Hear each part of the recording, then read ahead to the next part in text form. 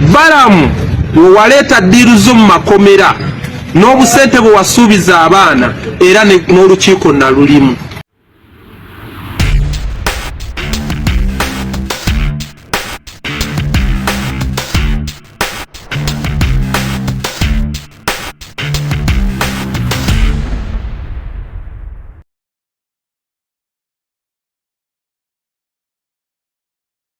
Balamu wewaleeta ddiiru zo mu makomera n'obusente bwe wasuubiza abaana era n'olukiiko nalulimu.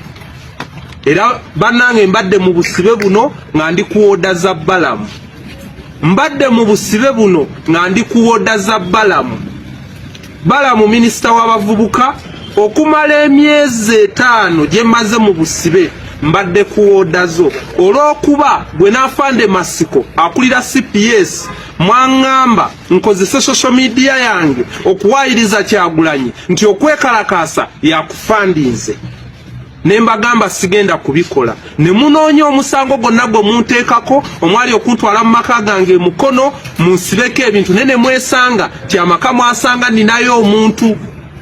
Waliyo bannamawulire nga byonna babiraba. Mubaddewo nga mwagala okunvundiza mu makomera n'okumpayalinga nsigale mu makomera naye nga mwankwata mu lujjudde ng'ensi yonna ekimanyi mwankwata mu kwekalakaasa kwanita Masitigo kulaga bumativu ku nguzi egenda mu maaso mu ggwanga. Mbadde mu kkomera ng'omuvubuka nga minisita alwanirira eddembe ly'abavubuka gwansiba. Kyova olaba omusango gwange common nuisance. Common nuisance omusango guntambuza okumala emyezi 5 nga sinafuna bwenkanya. Wembuuliza gwe munnayuganda alowooza nti toli mu busibe olwo gwe anaafuna omusango gw'omadda onaafuna obwenkanya. Common nuisance n'ensookera ku kooti 1 ey'akayizi n'agulemererwa n'agugoba eya Buganda Road ng'alemereddwa okusala omusango gwo gwa common nuisance. Kyova olaba obusibe bunene ngamba mbadde mbwetaaga. Ku lutalo lwe tuliko tukimanyi bulungi tugenda funa obwenkanya mu mbeera yonna. Okutiisibwatiisibwa kwe tuyisiddwamu tulimala tufuna obwenkanya. Omulamuzi Kayizi alemereddwa okusolovinga common nuisance n'embeera mu kkomera ebbanga lino lyonna ng'alemereddwa okusolovinga omusango gwa common nuisance. N'entuuka ekiseera ne bansindika mu kooti 2 ne bansindika mu kooti 3 kooti 4 mpaka ku kooti 5 nga ndi ku common nuisance. Kati wembuuliza munnayuganda gwe alowooza nti toli mu busibe onaafuna obwenkanya gwe nga toli mwana wa gundi.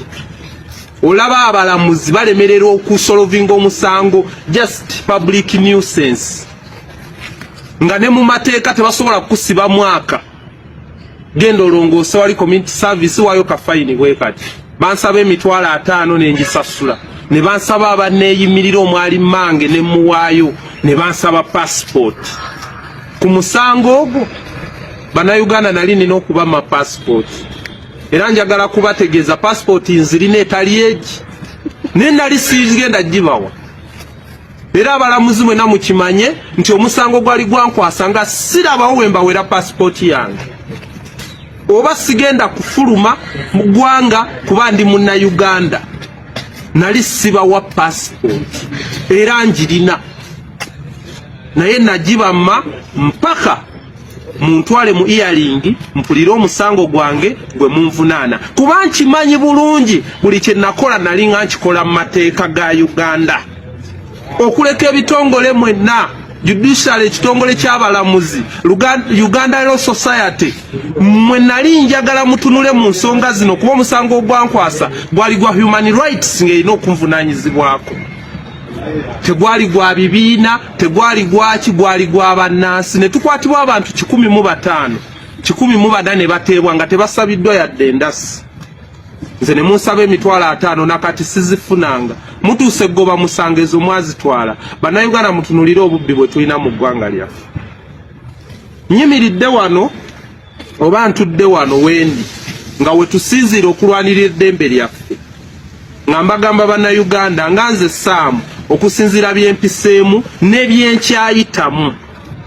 Sirirwedde kuzikiza kubanga nkulidde ku street manye ekintu eki eddembe tebalisaba, balitwala butwazi na kabuli. Kati nina okulirwanirira era nga nze kennyini nze Mutango kuba ne woba ogula katambala kalina price. Kati nze nyenda kuba price ku ddembe lyange n'eri abannange.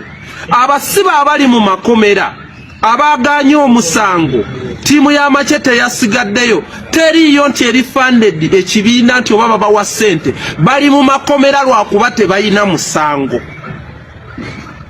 Naye musiba abantu awatali bujulizi ne mubakako okukkiriza emisango, abaana b'abantu balikola obusibe bwe batamanyi. Mubakako okukkiriza emisango ne mubagamba bagende mu Firiba Gaini ate ne mubawa obusibe obuyitirivu. Ezo ze zimu ku nsonga ze ngenda kati osimbako essira kuba wali mbadde nnwana naye nga bannayuganda abamu kirabika muli bamativu n'ebibakolwako. Wemba nga ntunula nga bataata b'enkya bavundira mu makomera, abaana emyaka 17 giri mu makomera.